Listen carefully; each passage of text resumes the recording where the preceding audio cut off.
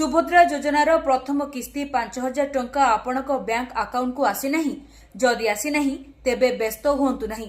पर्यायक्रमे सुभद्रा योजनार प्रतिटी हिताधिकारी अकाउंट को एही टंका पठाजिबो। मार्च 8 तारिख पर्यंत एही पर्याय जारी रहिबो।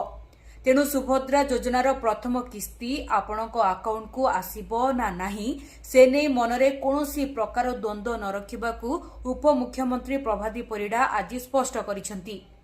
प्रधानमंत्री नरेंद्र मोदी आज ओडिशा गस्तरे आसी सुभद्रा योजनार शुभारंभ करथिले। तांको जन्मदिन रे राज्यर महिलांकू सुभद्रा भेटी देथिले।